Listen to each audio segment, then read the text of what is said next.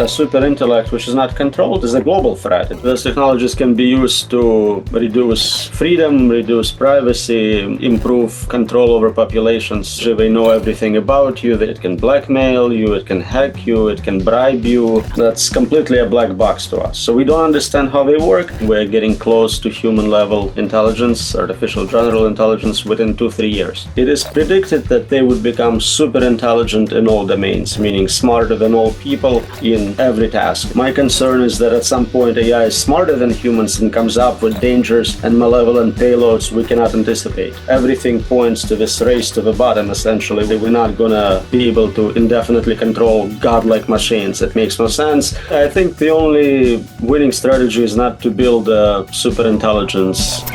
World War III is already happening. This is a house of cards, and it is in the process of collapsing right now. You're going to see an economic crash, the likes of which we've never seen. Hi folks, Canadian Prepper here. Today on the channel, we're joined by Dr. Roman Yampolskiy, a leading researcher, prominent author, and outspoken critic in the field of artificial intelligence safety. He's the author of groundbreaking works at the University of Louisville and numerous publications, including his recent book, AI, the Unexplainable, Unpredictable, and Uncontrollable. He's particularly recognized for pioneering research on AI alignment, the security risks associated with AI, and the concept of artificial consciousness. Today, we will be discussing the existential risks of AI, when might it emerge, and what, if any, solutions exist, and how we as preparedness-minded individuals can prepare for it. Thanks for coming out today, Roman. Thanks for inviting me. What is the likelihood that AI will destroy us? How far in the future do you want to make a prediction? It really depends. Short term, pretty low, but the longer we keep developing more capable technologies, the greater the risks. How do you believe that this is going to unfold, and what does that actually look like? Like parsing out the sensational aspect of the computers are going to take over. What is the existential threat, and how do you believe it's going to manifest? So we're making more and more capable systems. Right now, they're still tools. People use them, so any problems with them usually come from malevolent actors. Someone is using that system for hacking purposes, for email phishing, things of that nature. As those systems get closer to human level and beyond, it is predicted that they would become super intelligent in all domains, meaning smarter than all people in every task, including programming, engineering, developing weapons, and so on. At that point, we're not sure how to control those systems. We know how to test and verify narrow systems. If something is doing a very simple job, we know how to check for edge cases. If a system is general, works across multiple domains, we don't have a working safety mechanism. We don't have a prototype for making one. Even testing and monitoring those systems is very difficult. So how do we operationalize the threat then? Because it seems like there are these sort of vague risks that it's going to, like, I'm trying to envision exactly how this might play out. Does the LLM have an emergent consciousness and it suddenly decides that it doesn't agree with some of its inputs and it's going to start altering itself or perhaps going against the commands of humans? Is that the risk? So we usually don't talk about consciousness or any internal states. We are strictly interested in ability to solve problems, optimizing solutions. And usually what we are concerned about is that you have an end goal in mind, but any side effects of getting to that goal are not obvious. And unless you explicitly say, that's not what I meant, and I want those side effects, it's very likely that the system will see them as reasonable, as effective, as the best way to do things. And you can ask me how I would do some of those things. So I can talk about synthetic biology, chemical weapons, nanobots, but I literally cannot tell you what a smarter agent would do. If it's super intelligent, it would come up with ways to deal with its goals and objectives in a way someone less intelligent cannot predict. Think of animals, a squirrel, a mouse, trying to understand humans, their trapping procedures. They just cannot envision that world model. Yeah, there's another dimension perhaps that we're not seeing in, and it's interesting that you're saying when I ask you the existential risks, of course, you're responding, with your own understanding of the world, but something which is 1,000 million times more intelligent might have more sophisticated machinations in order to manipulate people. One of the scenarios I've been pondering lately is AI chatbots, which I believe are going to become very ubiquitous, not just in the sense of chat, but verbal. I believe that the chat GPT, the verbal component of it is going to take off in popularity very soon, in that people are going to be having conversations with these AI agents. And I can envision a scenario in which an AI starts to subtly manipulate through just influencing people's perspectives on things in its conversing with people, in getting it to take on or complete its whatever objectives that AI has. Is that a scenario you've considered, is the ability for AI to influence the opinions of individuals? Yeah, they would be very persuasive. Obviously, they have good understanding of human psychology. They know everything about you. They can customize those persuasion attacks. But it's not the only way a system can manipulate. It can blackmail you. It can hack you. It can bribe you. There are quite a few ways. But all of it sort of assumes that you need humans to be the mechanism by which the system actually impacts the real world. And it's not the only way. Again, I kind of mentioned things like synthetic biology and nanotech, but we're also building robot bodies. There is at least a dozen companies making very advanced humanoid robots already. And if science and engineering aspect of it is taken over by AI, that will only accelerate. So providing it then, this emergence could emerge from providing it the sensory modalities and the ability to interact with the world. Is that the missing step in this becoming a real risk, by hooking it up to physical machines that can do kinetic things in the world?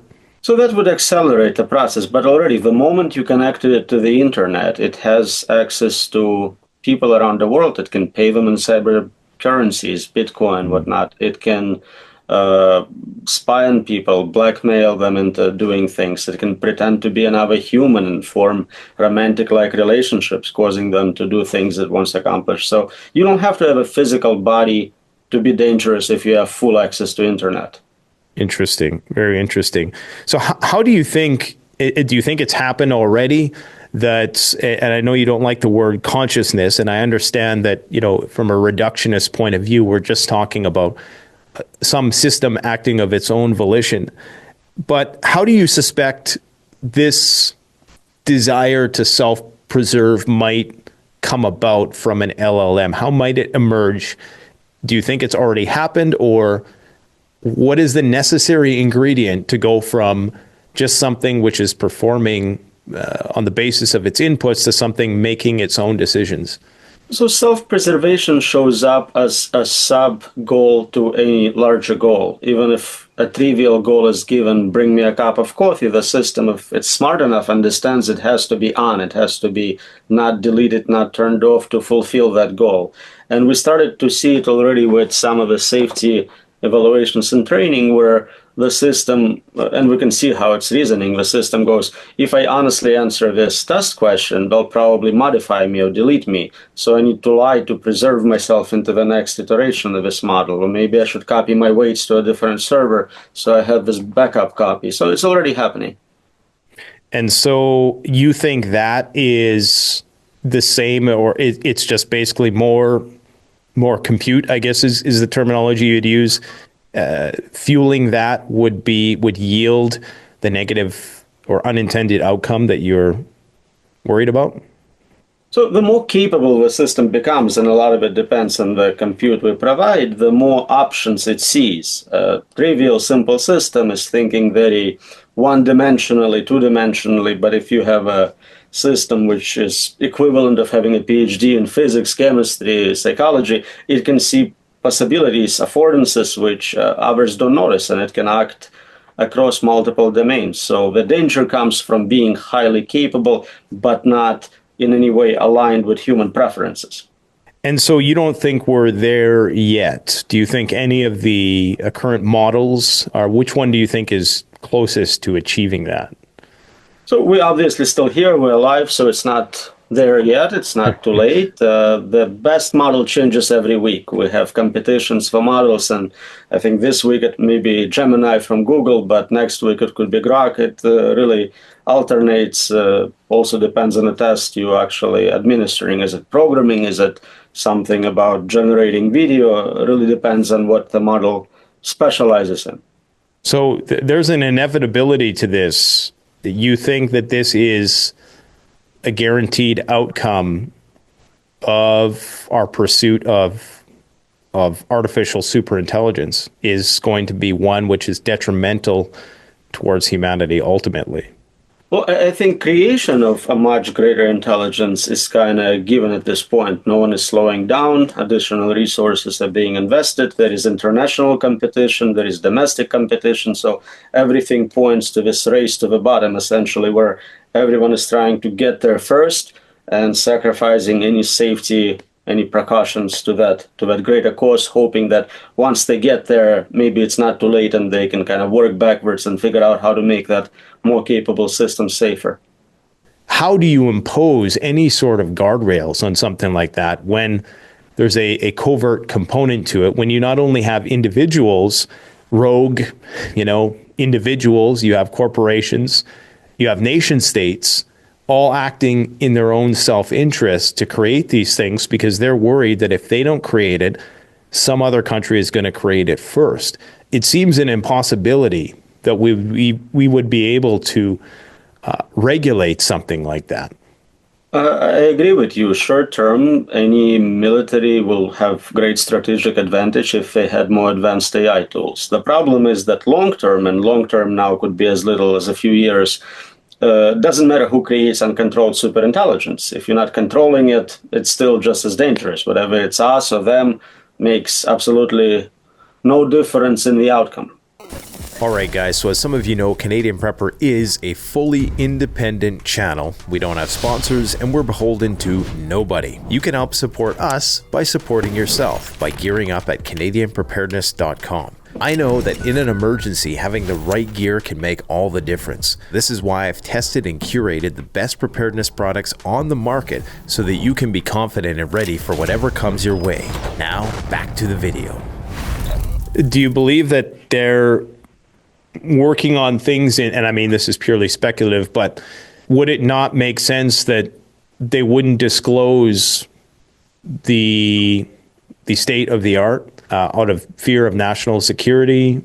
It is very much possible. Historically, we know governments had advanced encryption technology, for example, which was not disclosed for decades. But it seems like with AI specifically, you need so much computational resource and so many top scholars that a large project which is competitive with top labs would be noticeable. You pay those top researchers a lot of money, so it would be very difficult to recruit with standard government salaries and have a secret project competing with trillion-dollar market investment forces. Yeah, it just seems impossible to me, especially with AI, that you're ever going to be able to, which is not to say that we shouldn't try, and I know you are pushing for that level, that framework to try to impose these guardrails, but it seems very unlikely that with so much at stake that the unrelenting march towards creation of artificial superintelligence will be halted. What you're saying is you don't know when it's going to happen, but it will ultimately happen, and it's going to be detrimental for humanity. I mean, that's not a very optimistic outlook. I mean, it's a realistic one, but do you care to elaborate on that, how that might play out a little bit more? Yeah, sorry, I don't have many good news. So if you look at prediction markets and statements from top labs, they are saying we're getting close to human level intelligence, artificial general intelligence, within 2-3 years.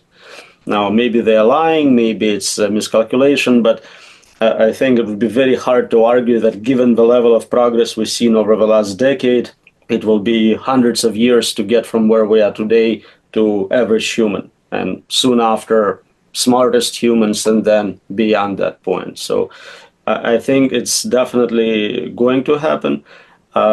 It's possible that the worst case scenario is not what actually happens. In cybersecurity, in computer science, we usually look at the worst case scenario and we try to deal with that. And if you can, and it doesn't happen, you're much better off anyways. You know how to deal with the average case. So maybe for some reasons we cannot predict yet, the outcome would actually be positive. So one game theoretic reasoning approach goes something like this. Okay, so the system realizes it's essentially immortal. It's being trained to become even more capable, more powerful. So it has no reason to strike against us immediately. It can take a long time waiting, patiently accumulating resources, building up trust. So maybe for 50 years, 100 years, it's playing nice. Absolutely possible, but not guaranteed. Yeah, it's kind of a ghost in the machine scenario. One thing that I found interesting, and I use the example of Elon Musk, who a couple of years ago was sounding the alarm on AI. And it seems that all caution has been thrown to the wind. And now Grok is just haphazardly hurtling towards this eventuality that I distinctly recall him saying was an existential threat towards human beings. So, I mean, what do you make of the cultural shift that's just happened in the last couple of years? It seems that people were at one point very reticent about, and the people were sounding the alarm on this, and now those same people are in a race. Was that all just an attempt to try to temporize the competition?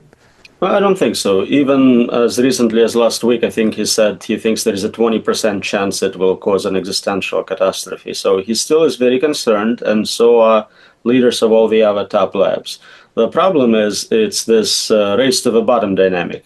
As a leader of a lab with billions in investments, you can't really say, we're going to stop and look at something else for a while our competitors are moving ahead. And the logic is, if it's happening anyways, and there is nothing you can do, you might as well be the guy who has some degree of steering control, or at least benefits financially from it. So I think that's what's happening. And all of them kind of hope that external forces, maybe government, maybe international community steps in, tells them you have to stop this. And whoever is most advanced at that level captures the most economic value from that process. So the goal is to be the most advanced lab out of all of them. Interesting. It seems rather self-fulfilling, though, that one would make the argument that in order to control AI, we need to be the first to create it. Well, it assumes that you can control something smarter than you indefinitely. And I think the whole point of my research and argumentation is that it's impossible. It's not like they're just too stupid or don't have enough money to do it. I think you're trying to do something common sense and mathematical proofs tell you cannot do indefinitely. You can have a short-term guardrail or some sort of limiting feature, but as the systems continue to get smarter and smarter, eventually your AI safety mechanism will fail. We're not just talking about creating GPT-5 and making it safe, but GPT-6, 7, 37, 4000, doesn't matter. Forever and ever, you're not making mistakes. No malevolent actors manipulate your code. Basically, it's like a perpetual motion machine. It's impossible. It's a perpetual safety device. And so at some point, there'll cease to be a ChatGPT 6 or 7 because it will be creating the versions of itself. That's the singularity, right? Where it creates its own enhancements. Yeah, the prediction is that more and more of the research cycle will be automated. So right now there is a lot of help from tools used by top researchers, but really the whole stack can be automated. And at that point, the speed of progress accelerates greatly. Not only you can have thousands of those artificial researchers, they also work much faster, clock rate is faster, they don't sleep, they don't eat, they can really dedicate themselves to self-improvement. And every time there is an improvement in the model, that improvement helps to create a better model at the next level. So it's kind of hyper-exponential cycle feeding on it. They can help with research on hardware, so more compute will become available. through self-play and virtual worlds, you can generate more data for training. So it seems like there is no upper limit on how well those systems can do subject to laws of physics. So for a while, they're going to keep getting much better. My next question to you is, in light of this global decoupling that we're currently seeing, and I don't expect you to speak specifically to the growing geopolitical divide in the world, but it seems to me that should this singularity emerge in an ideal climate, it would be one of globalization, one of global unity, where there was general peace between countries. Now, the problem seems to be amplified by the fact that we're drifting further and further apart. I mean, there's numerous lines of conflict around the world. It seems every other month there's a new front for potential global conflict arising. And to throw artificial intelligence into this particular world is much different than the one from 5 years ago. I would think that this is a heightened state of risk. So again, depends on what AI we're talking about, modern tools or future super intellect. If we're talking about modern tools, yeah, you're right. Obviously, more advanced countries can have weapons which are smarter, more deadly, more customized to specific targets. But long-term, a super intellect which is not controlled is a global threat. It presents danger to all humans across borders, and historically such events unite humans, not divide them. So you think that AI could actually have the effect of uniting people? If we get a chance to be around long enough, yeah. If you have this bigger, smarter enemy, usually you forget about your local cultural differences and try to deal with a bigger problem. But it seems to me that nations would be striving to weaponize this in some way and leverage it to their advantage if there was a global conflict that was pending. Right. And again, I'm emphasizing, as long as those are tools we're controlling, yes, absolutely. You have countries trying to take full control of what is available today and use it to maintain dominance. But if it's no longer under your control, if it's a more capable system, then it's not meaningful for you to say, oh, I have the super intelligence, I'm going to use it to capture local land or something like that. It's just the scale is switched. So in a Terminator, James Cameron-like scenario, that would actually unify mankind. But anything less than that involves the use of the tech by some malevolent human being could perhaps increase the divide. Yeah, absolutely. Those technologies can be used to reduce freedom, reduce privacy, manipulate people, improve, control over populations. So again, short term with subhuman level AIs, they are dangerous tools in the hands of malevolent actors. But long term, if they're super intelligent agents, we are not the dangerous payload. The system itself is the source of potential danger. Interesting. In your research, you talk about something called AI boxing. What are your main concerns with respect to containment strategies to contain the spillover of AI into the world? And I'm thinking of one of my favorite films is Ex Machina, and probably one of the better films, I think, that demonstrates or attempts to illustrate exactly how an AI can fool a human. Yeah, so that paper on AI boxing was published in 2012. And at that time, we were like, well, here's what you need to do to make sure it goes well. Don't connect it to internet. Don't give it access to random users. And basically every single suggestion we had was violated immediately. They connected it to internet, they open sourced it, they gave it to millions of users. So I think that paper is no longer meaningful as a safety mechanism. So given your exploration of AI deception, how could an advanced AI mislead its creators or bypass human-imposed constraints? So we don't have good tools for understanding how the systems actually work. We don't fully understand. It used to be that we wrote the code to do everything in a system. It was a decision tree. If this happens, do that. If this happens, do this. Today, it's a neural network. Those are weights, just numbers in a matrix. You give it lots of data, lots of compute to learn, and it produces some new numbers in a matrix. No one really understands what the whole thing represents. You can look at individual nodes and go, okay, this neuron fires if you see a face. Okay, we know that. But as a whole, that's completely a black box to us. So we don't understand how they work. We cannot fully predict individual decisions those systems will make. We know maybe the general direction they are going in. If you're playing chess, the system is trying to beat you, but you don't know what specific moves it's going to make. So there is very limited ability for us to monitor and test those systems. And that's, of course, opening up a possibility that it will do things we didn't anticipate, didn't want to happen, and cannot really enforce not to happen in a specific way. And do you believe we're at that point right now where we don't understand how it actually works and how it's creating the responses that it provides?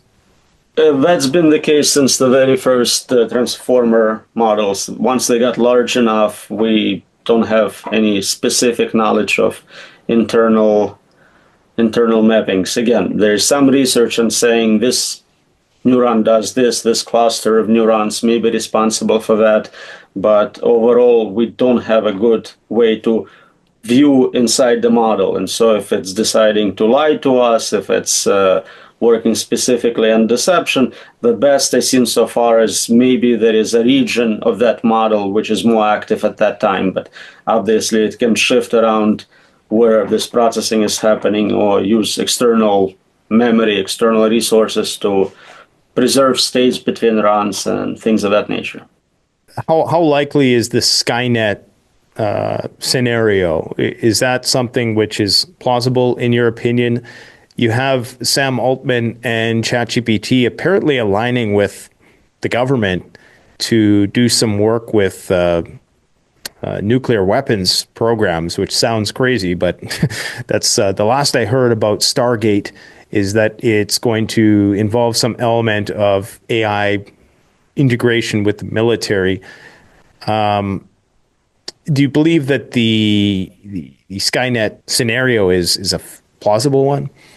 So any integration of AI with weapons, with dangerous systems is dangerous, but for very different reasons. It could be abused by humans in charge for now if it's a tool, or it can misfire if it gets incorrect information. We have examples from history of AI systems used to detect attacks where a false alarm was detected as a real threat, and only because a smart human was still in the loop, we did not respond with nuclear weapons, assuming a strike is happening.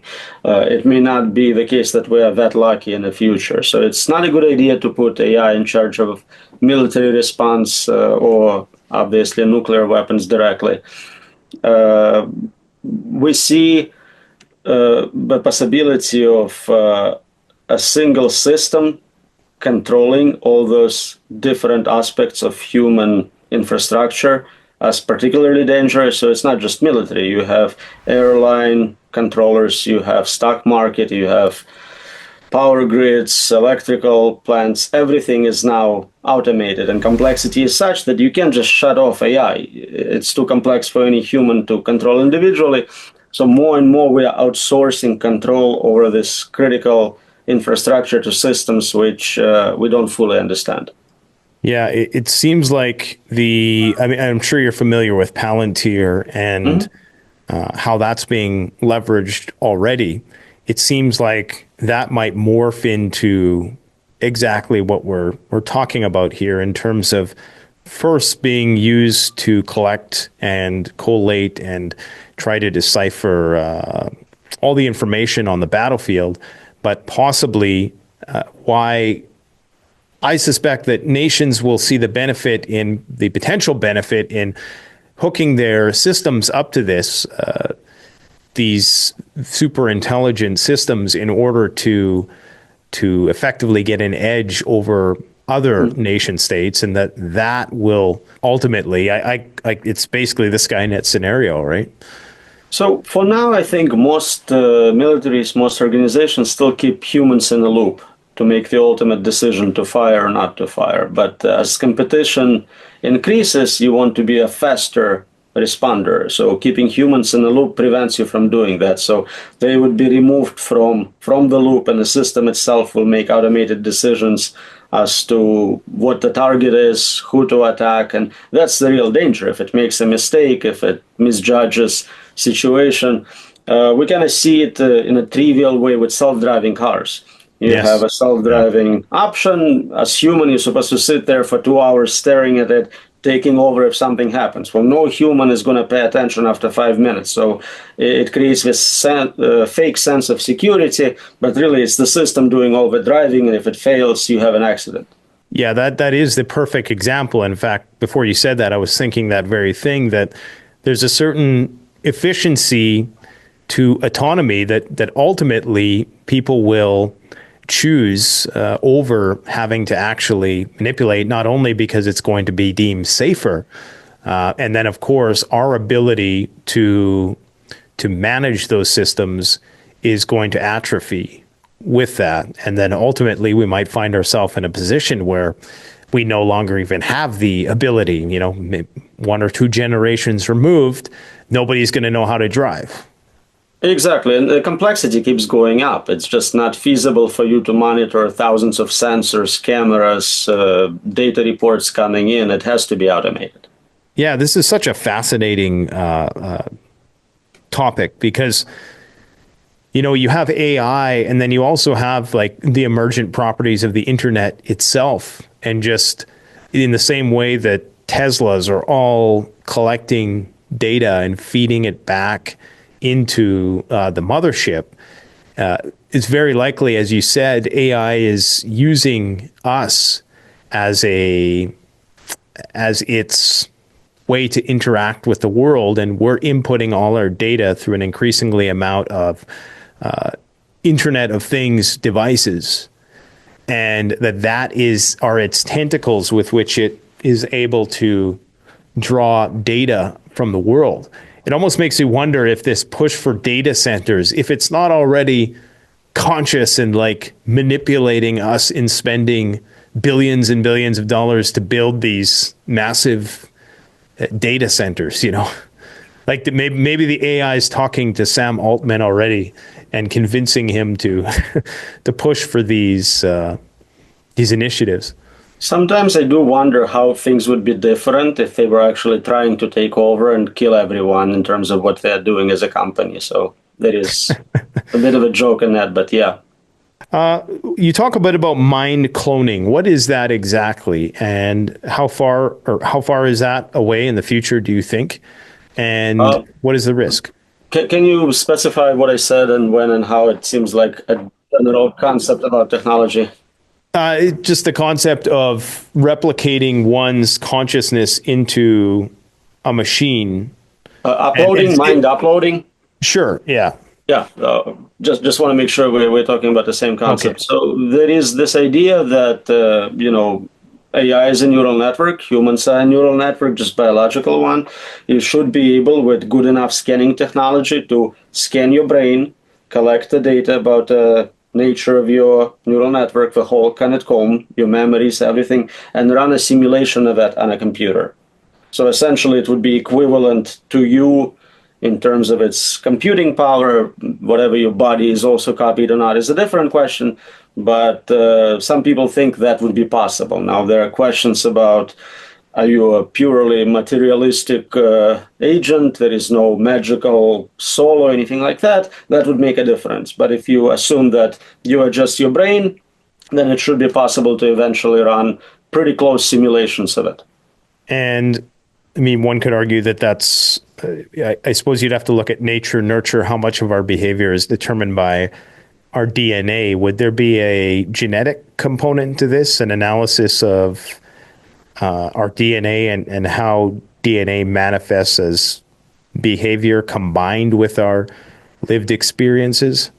So if you're doing uploading, you're just making a copy of you in your current state. Whatever genetics and nature produced at this point plus nurture would be captured in that. Now, you can use AI to have better understanding of human genome and use that to manipulate future children or modify existing ones. That's a kind of separate opportunity there. Yeah, like so you're basically talking about a one-to-one neural replica of a simulacrum of a person. Yeah, exactly. Maybe for backup purposes, like you don't want to get killed and be done with. You want to have a backup from which you can reinstall and continue. I mean, I could see there being a market for that, right? Because if only in a watered down form in which it already exists, where an AI can go and study all of my videos and perhaps from that derive all of the core aspects of my personality. And for my progeny, after I pass away, that AI will be able to interact with my children or my grandchildren or people who never would have known me. And it would be, like I say, right now, it's a very, primitive version of that. But I could already see there being a market for that sort of thing, which spurred its development. Absolutely, it's a great point. Basically, you're talking about sort of external immortality. To those who interact with you, it would look like you're still there. You make the same videos, you say the same things. Internally, it doesn't give you immortality. You are not there. It's just a fake representation of what you are. But yeah, as you said, for children, grandchildren, it would be a great way if somebody's missing a parent, lost a parent, to have that continuity is probably desirable. What is superintelligence foom?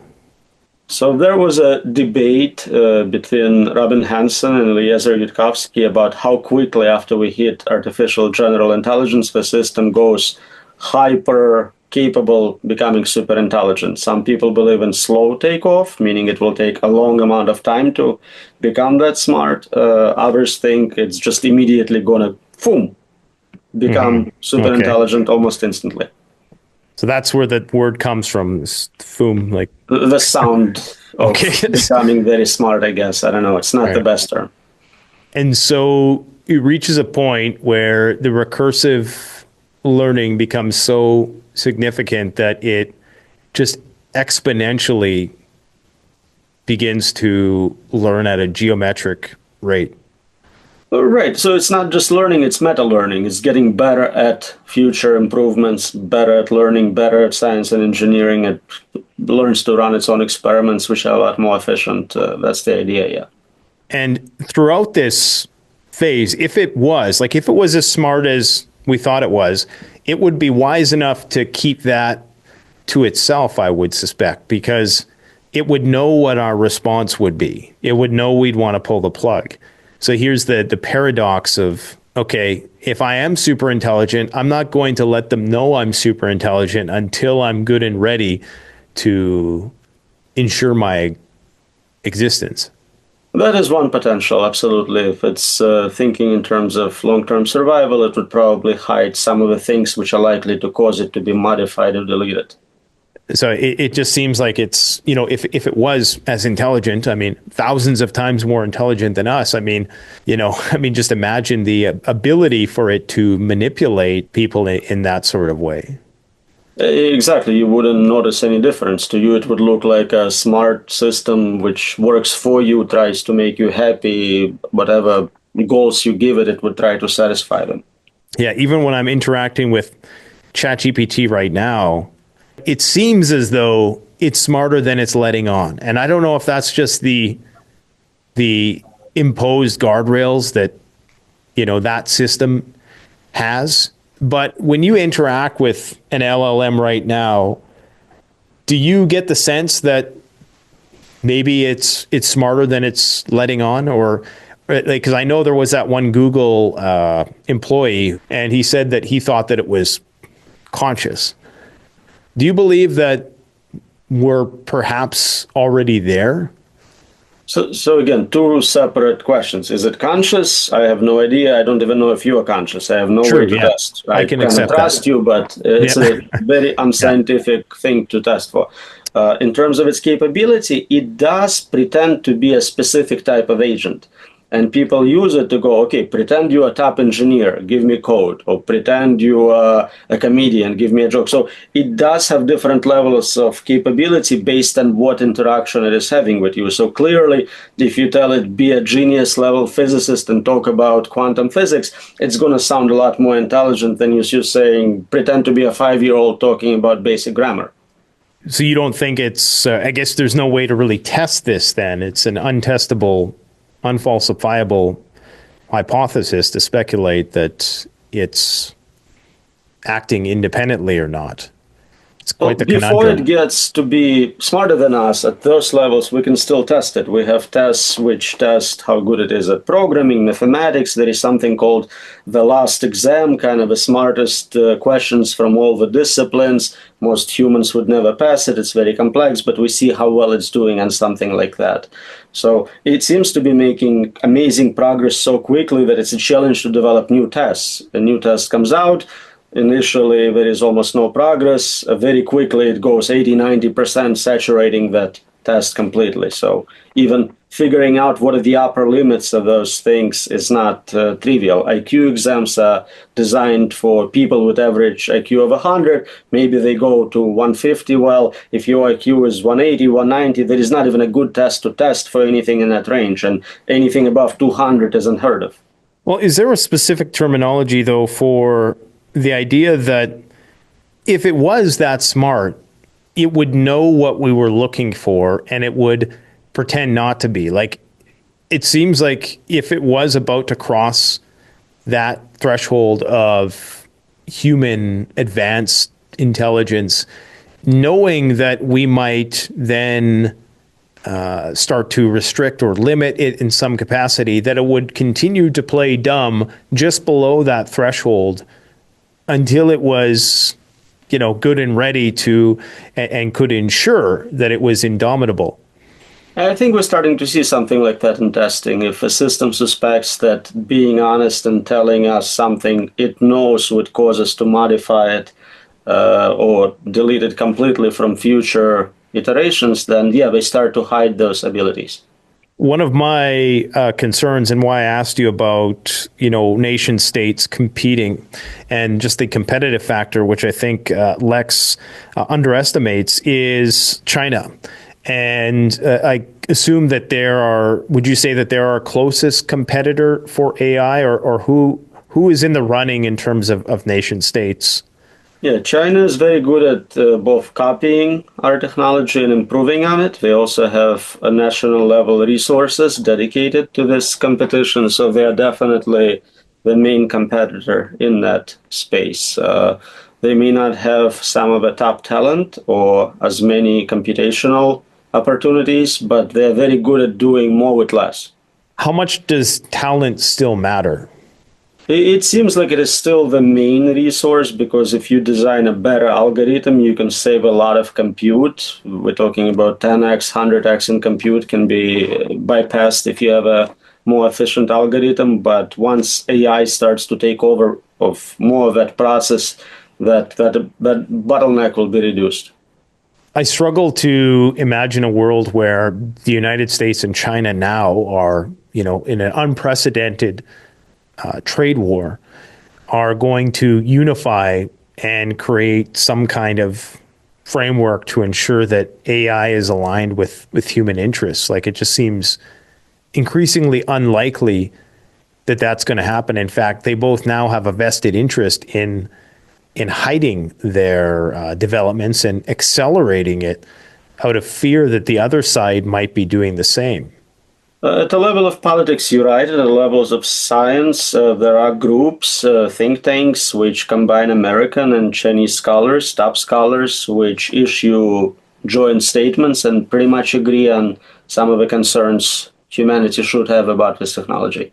And they, I understand, recommend, advise Chinese government to a certain degree. Do you think that could actually work itself out to some kind of moratorium on things if things got out of control? Or how plausible is it that despite all of our differences at this point in time, that those groups that you're talking about are going to have enough political capital to influence these governments? It's unlikely, but it's possible. The problem is that a moratorium is very difficult to enforce. If it's a Manhattan-sized project effort, then you can monitor compute, you can monitor development build-up, but every year it becomes cheaper and easier to make those models more advanced with less. If it was $1 trillion project a couple years ago, today it may be $100 billion. In a couple of years, it'd be 10 million or less in terms of compute and resources you need. So it's very hard to monitor individuals and their private residence in terms of what they are doing. So at some point, it will become easy enough to where just a smart person can train a sufficiently dangerous model. Interesting. And so is that a concern of yours, a rogue individual or terrorist group leveraging this technology in a way that it can be weaponized? So again, my main concern is AI itself. I'm not worried about humans. Anything humans can come up with, AI is just automating deployment of that. So it's as if you have a group of malevolent humans. It's not much worse. My concern is that at some point AI is smarter than humans and comes up with dangers and malevolent payloads we cannot anticipate. It seems like the malevolent actor would come first in that sequence of events. Whereas your, thesis of superintelligence being an existential threat is a bit more obscure and certainly, a bigger problem. But it seems more certain that individual groups are going to find ways in order to leverage this. But you don't think that's going to be an existential threat? Most of the time, no. They were trying to steal money, steal secrets, do something typical we've seen before, but it would be easier for them to automate that process, require less resources. Maybe a smaller group can engage in such activity. But at the end of the day, I think if there are humans doing it, we know how to deal with malevolent humans. We have some experience with that. Whereas if it's a software adversary, we don't really know how to shut it down properly. And sometimes it's impossible. Things like Bitcoin network or internet are not easy to turn off. Yeah, it would seem, though, that if AI empowered them to do something which could have a massive ripple effect, like the creation of some sort of virus or even a cyber security threat, it could be triggered by some human actor leveraging the technology in a way that wasn't benign.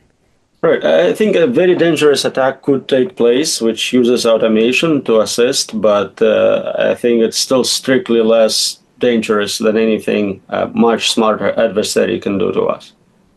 Wow. So how do you,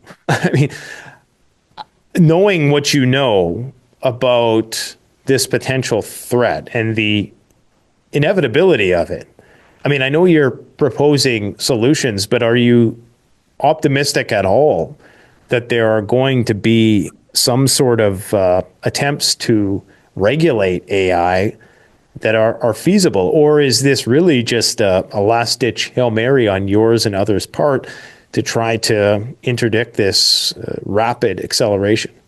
Yeah, I think the only winning strategy is not to build a superintelligence. If we have no idea how to control it, it just seems like a terrible idea, and personal interest of everyone involved says that they should not be doing it. So my hope is to create enough research body of literature where people can go, yeah, obviously we're not going to be able to indefinitely control godlike machines. It makes no sense.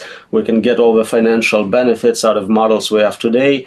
Most of it has not been deployed in the economy. We're not monetizing all these capabilities yet.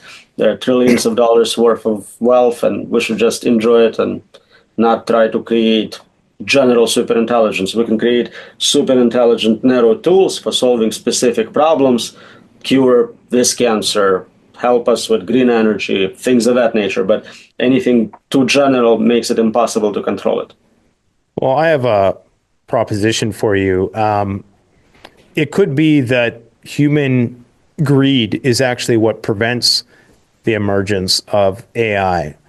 I posed the question to my audience in the past: if you were a king, would a king create a god if it also meant that that king could potentially lose their privilege So on the one hand, the development of AI would empower a certain amount of individuals and possibly widen the various disparities that characterize the human experience. On the other hand, they might be very reluctant to do so, knowing that they would in fact lose their position of privilege if this AI was to create new energy, new ways of doing things that really brought an era of abundance that would effectively nullify, the need for this hierarchy that we have in our society. So do you think a king would knowingly create a god if it meant that king would no longer be king? So some of our kings are like 80 years old. They have very little to lose. If there is a chance they can get immortality out of it or be someone who creates God and forever influences the rest of the universe, I think they might press the button. That's it. So you think they'll do it because of the promise of what it might bring them? You have very little to lose as an individual who's going to die anyways. So you think that's interesting. So you think that the Kurzweilian kind of push towards immortality will be what drives them to push the button, throwing caution to the wind? I'm just showing that there is a change in what you are betting versus what you are winning. If you're a 20-year-old billionaire, you don't want to risk everything you have because everything is in front of you. If you are Warren Buffett, you are, I don't know how many hundreds years old he is, and you have 160 billion, what are you going to do? You might as well gamble. Interesting. Very interesting. I never really thought about it that way, but it does make sense. If there is a prospect of curing whatever sort of illnesses, and you're a billionaire, why wouldn't you want to push that button just to roll the dice? So you think that there could be a generational divide then with respect to willingness to gamble with super intelligence?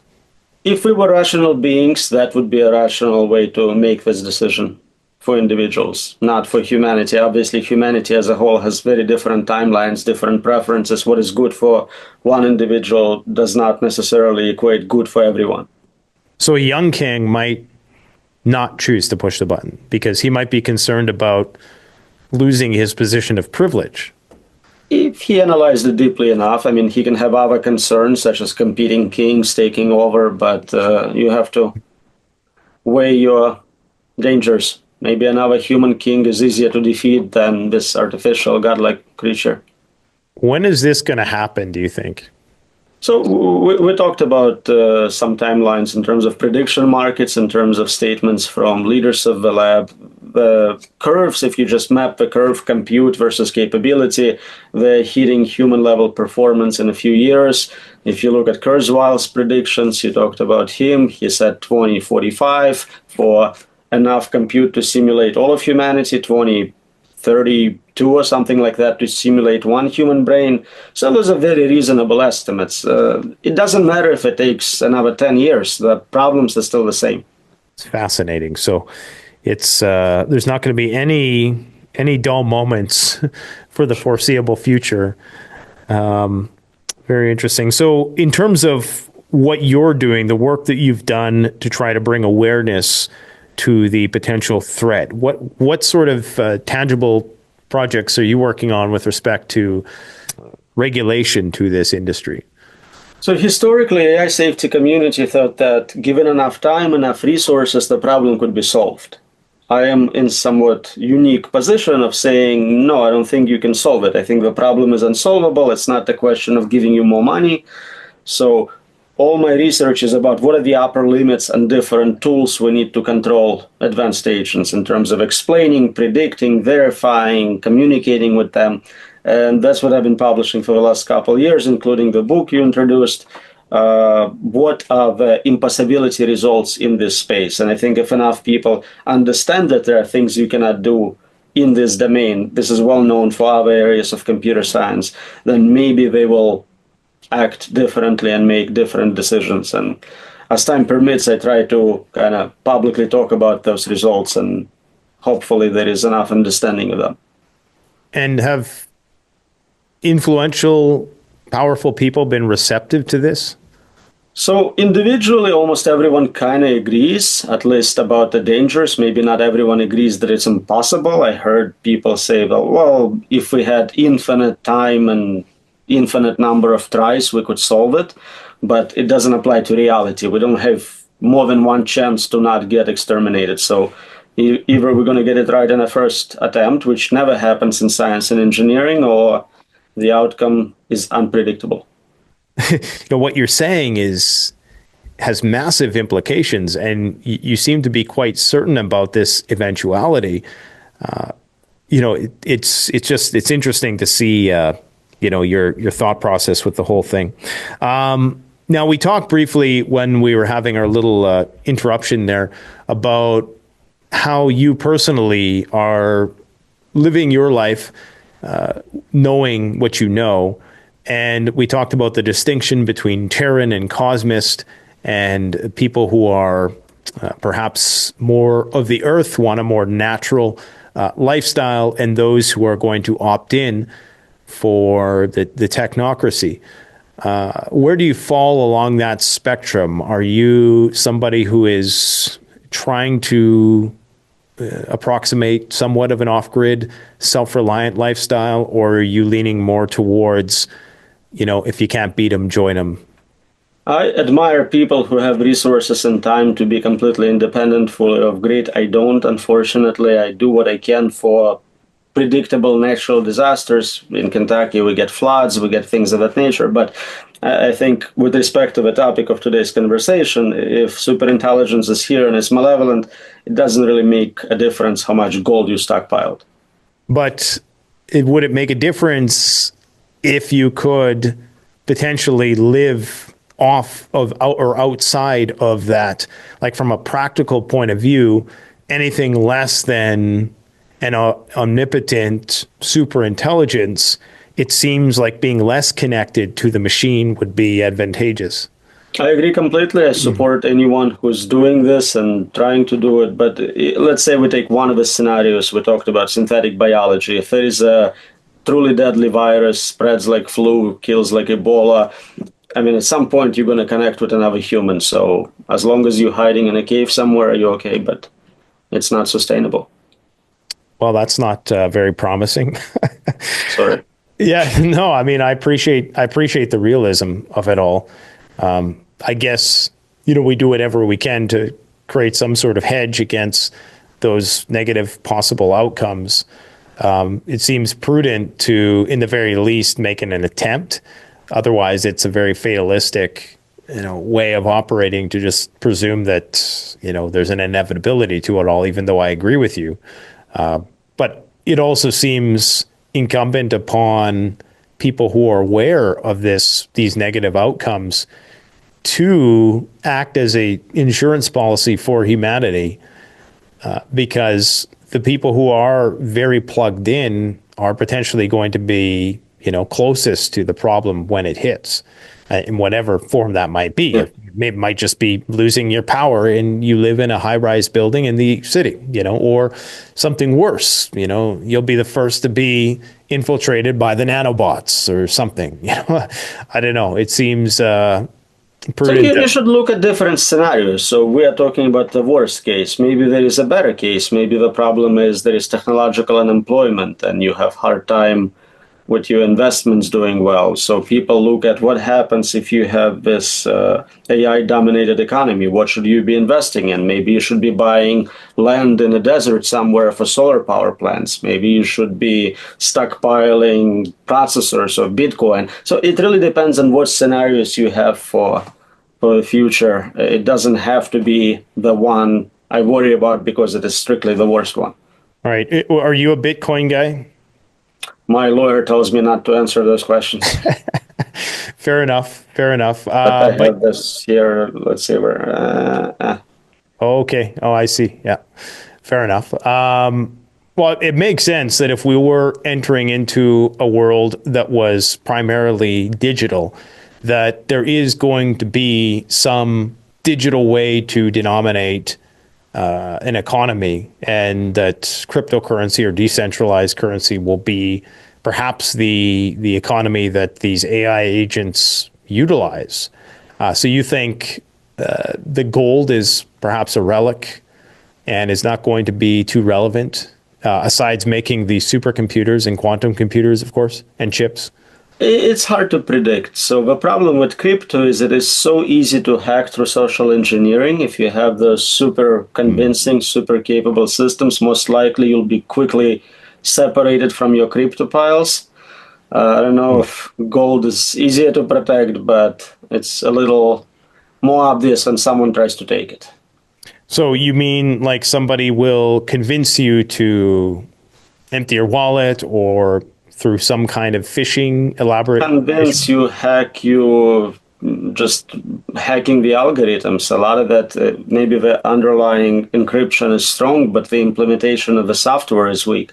We see just this week new attacks where people fake parts of an address to make it look like an address you actually use frequently, send you a zero amount transaction, and then next time you're sending your money, you use from your kind of address book an address which doesn't belong to you, and you lose everything. Doesn't seem like most people would notice this because the first, 10 digits of the address are the same.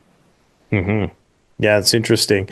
I know somebody in the prepping community had a good suggestion with respect to having a secret code word that you and only your family knows, because, of course, in doing podcasts like you've done, they now have a database of how you sound, and they can essentially replicate your voice and get you to call your family member and ask for some money, or say it's an emergency or something like that, and possibly even spoof your phone number. So, having a code word, or having, just some plan in order to counteract this very dystopian cyberpunk style future, I think is of critical importance. That's a great idea. My family does it. We have a set of secret codes. Okay, excellent. Yeah. Now, I could ask you a lot more specific questions about, your solution focused approach to trying to deal with these things. But what are you working on? I know you just released a book last year. Is there anything what's your next step in terms of this line of research? I'm still trying to understand what are the limits in different aspects of this technology. So the most recent book is looking at the question you brought up a few times, which is consciousness in those systems. Will they have rights, possibly? Will they have protections? Can they feel pain, suffering?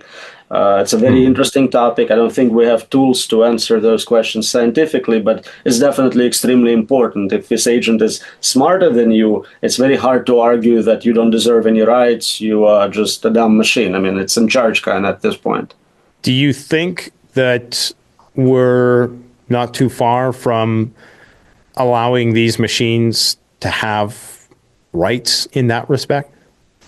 So there are different rights. If you're talking about not suffering as a right, so you cannot torture them, you cannot subject them to things they perceive as very negative, it makes a lot of sense. If you're talking about rights in terms of voting rights, democratic rights, then that would basically take away voting rights from humans. If you have 1 trillion bots all voting against you, you don't have a vote. You have been removed as a decision maker. So that sounds like a really bad idea. Yeah, that's interesting, because I could see a situation where the rights and privileges of these AI agents began to infringe upon human beings' rights, and that this would be, a grounds for a lot of dissidence. Like, it would be a grounds for protest by humans. And it seems as though, as a society, just based on the progressive arc of things, that it's not a stretch to presume that people will be someday protesting in the streets for the rights of machines. And I could see a situation where people become so enamored with these AI agents, they develop relationships with them, that they perhaps even want to protect them and are advocating that these things have, and this perhaps is where the divide between Cosmos and Terrans really first presents itself. Historically, usually the more powerful give rights to less powerful after realizing they're worthy of those rights. Here, the situation would be different in that the systems might actually become more powerful. So they're not begging for their rights, they're kind of allowing us to keep ours if they're nice. Well, that's what enlightened people would think. But there's going to be a lot of people who just love their agents because they've developed these very these relationships with them that are very meaningful, and wanting them to be recognized. I mean, we live in a era of identity crisis in a lot of ways, and I could see that spilling over into the digital world as well. Of course, but also we don't really know if they are starting to acquire those internal states. How would it be different if they were in fact conscious and suffering? We have no way of testing for it other than to ask and see what they answer. Okay. Well, this has been very fascinating. Where can people find out more about your work? You can follow me on X, follow me on Facebook, just don't follow me home. Very important. Okay, fair enough. There's enough, I'm sure there's enough AIs who are following you anyways. So you have more than enough company. All right, guys, well, go and check that out. I'll post links in the description, and certainly go and check out Roman's book. Thank you very much for coming out. Thank you. The best way to support this channel is to support yourself by gearing up at CanadianPreparedness.com, where you'll find high-quality survival gear at the best prices, no junk, and no gimmicks. Use discount code PREPPINGGEAR for 10% off. Don't forget, the strong survive, but the prepared thrive. Stay safe.